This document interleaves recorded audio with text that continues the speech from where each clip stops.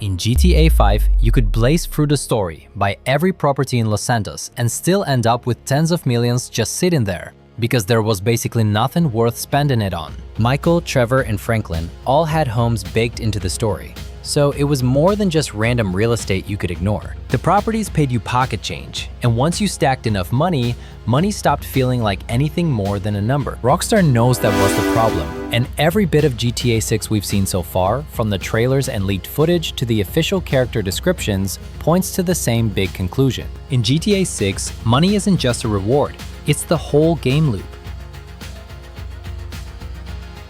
The economy Rockstar is building is a totally different beast compared to the series. And today, we're breaking down how it works, why GTA 5's system fell apart, and what they're doing in Leonida so every dollar you earn actually means something. Let's start with what went wrong in GTA 5, because once you see the problem, the solution hits way harder. GTA 5's single-player economy was broken from the jump, and it wasn't broken in a fun, challenging way. It was broken because it was boring. Plain and simple. You ran missions, got paid, bought a flashy car, and then you realized there wasn't anything left to chase. The Corsi and Leonard assassination missions let you play the stock market and walk away with hundreds of millions. Sure, properties like the movie theater, the taxi company, and the marina gave you passive income. But the numbers were so tiny compared to what you already had that checking them felt like chores, not reward. The bigger issue was that none of those properties actually connected to anything else in the game world. Buying the Los Santos Customs garage didn't change how car culture worked for you. It barely changed anything at all. Owning the Sonar collection stock didn't open up underwater smuggling routes. It was just a few checkboxes on the map that sometimes tossed a few $1,000s your way. There was no real economic loop, no pressure to keep playing, and no reason to keep engaging once you'd seen the pattern. Then GTA Online came along and made it worse, but in a completely different way. When GTA Online launched in 2013, a basic car cost about $12,000. By 2018, even run-of-the-mill vehicles were selling for over $1 million. The Sultan Classic, which was worth $1,200 when GTA 5 first came out, got re-released as a casino heist vehicle for $1.7 million. Prices got jacked up by a factor of 1,000, but mission payouts barely budged. New players were basically locked out of real progress unless they grinded for weeks or bought shark cards. Every big update just added more expensive toys to chase. Flying motorcycles with homing missiles, tagged at $4.7 million. Yachts for $10 million. Orbital cannons that cost hundreds of thousands every time you used one. The whole economy turned into a treadmill. You were always running, but somehow never getting ahead. Money started to feel like it had no weight. Spending stopped meaning anything. And the gap between what fresh players could afford and what veterans had stockpiled got so huge they were basically indifferent games. That's what Rockstar is trying to fix with GTA 6. And they aren't just tweaking numbers, they are rebuilding the whole system. Here's the single biggest change coming to GTA 6 economy. It changes everything. Everything else follows from that. Not all money is the same. In GTA 5, $1 was $1, no matter where it came from. Rob a store or complete a heist, sell stocks or collect property income. It all went into the same bank account, and it all got spent the exact same way, no questions asked. There was no difference between money you earned normally and the criminal proceeds you definitely should not be using. $1 million from a Lester assassination job looked identical to $1 million from your cinema ticket sales. GTA 6 looks like it is wiping that out entirely. GTA 6 is the only game in the game that feels truly different. In that 2022 leaked footage, the one Rockstar confirmed was real, there was an icon sitting next to a purchasable car wash property. The icon showed a washing machine with a dollar sign inside it. That is about as direct a visual hint for money laundering as you can get. And since it appears right next to a property you can buy, it basically screams that the game separates dirty money from crime and clean money processed through legit businesses. So when you rob a convenience store or push drugs through the Leonida keys, the cash you make can't just be dropped straight into a penthouse purchase like it is normal income. In Vice City, you have to run it through a front first. A car wash, a nightclub, a helicopter tour company, whatever legitimate business you decide to invest in. Only after the money is laundered does it become fully usable for buying properties, vehicles, weapons, and upgrades. And yeah, that single change basically builds a whole gameplay loop that GTA 5 never had. The game spits out dirty money, and businesses clean it up. Clean money is what builds your empire. Then, a bigger empire means you launder faster, which lets you go after bigger crimes and generate even more dirty money. It is a cycle, and it only works if the player keeps pushing through each step. That dirty money versus clean money split turns into a 3-tier economy you can basically climb. The bottom is street-level crime: store robberies, car thefts, small hustles, and picking pockets. That is your entry point. You generate modest amounts of dirty money, and you get pulled into the game's criminal mechanics. In GTA 5, the payoff was so thin that people dropped it after a couple hours. In GTA 6, it looks like that's the foundation for something way bigger. The middle tier is organized crime. You're talking bank jobs, like Raul Bautista, the bank robber Rockstar describes as always hunting for talent and willing to take risks. At the top tier, the stakes get nasty fast, with drug smuggling running through Brian Hetter's boatyard in Leonidas Keys. These are coordinated crew operations that demand planning, scouting, and specialized equipment. The leaked footage showed robbery timers, a limited carry limit inventory where you pick between more loot or more weapons, and witness management where anyone who sees the crime can report your description to police. And then at the top tier, you build a legitimate business empire: nightclubs and strip clubs, recording studios and real estate, even car washes and other commercial ventures that bring in legal revenue while still acting as fronts for your criminal cash. Booby Ike, one of GTA 6 confirmed characters, is described like he turned his street past into a legit empire with real estate, a strip club called the Jack of Hearts, and a recording studio. His whole progression is basically the blueprint for where the player's path is supposed to go. Every tier feeds into the next, so you keep converting up the chain. You can't build the top tier without funding from organized crime.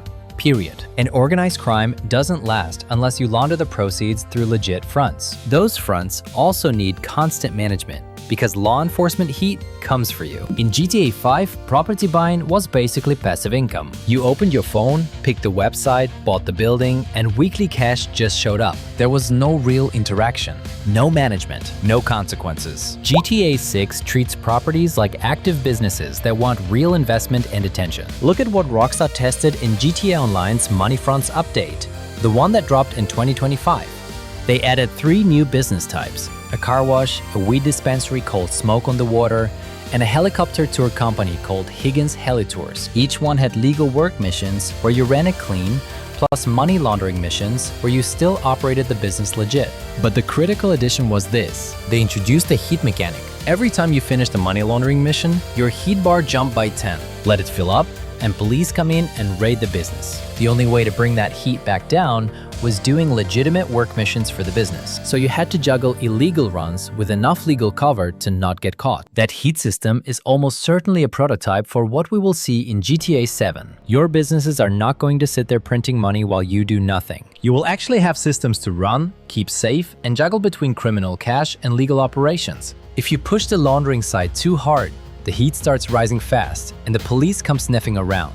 But if you ignore the legal side, your front starts looking weird, and that makes the tension worse. In GTA 5, carry capacity was basically unlimited. You could stroll around with 20 firearms, thousands of rounds, body armor, grenades, and sticky bombs without ever thinking about space. And there was never a moment of silence where you had to sit there and decide. You never had to pick what to bring to a job either, because you could bring everything. Even the leaked 2022 footage makes it clear GTA 6 is going for something very different. The inventory interface splits things into duffel bag and loot bag categories, which screams that there is a real carry limit per job. Stuff your bag with cash on a heist, and suddenly you have less room for weapons and equipment. Go all in on firepower, and you might not have the space to carry much loot.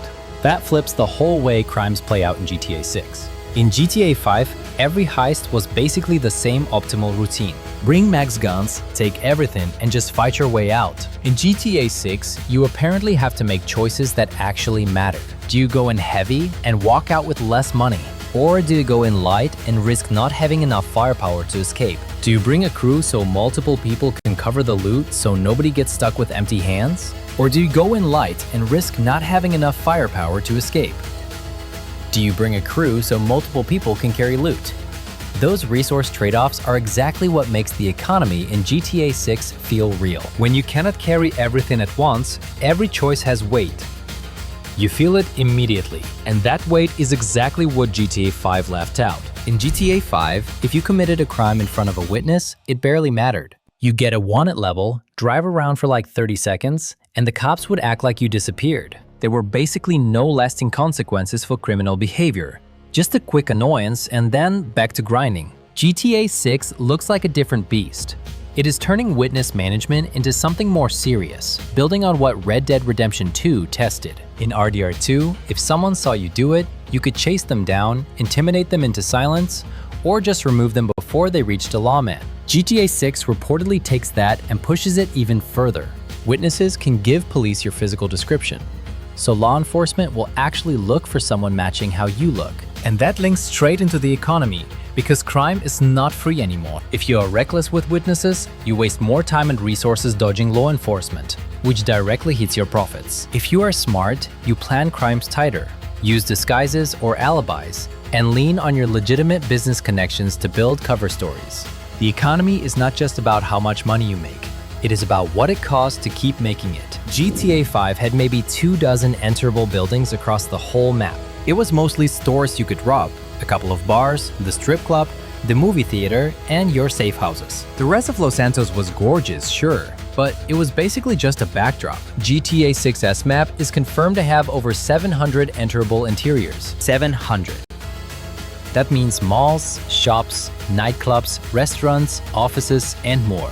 You see them all over Vice City, the Leonida Keys, Grass Rivers, Port Gellhorn, and the surrounding areas. Even if only a slice of those locations directly affects the economy, the scale of how you engage with the world is on a whole different level.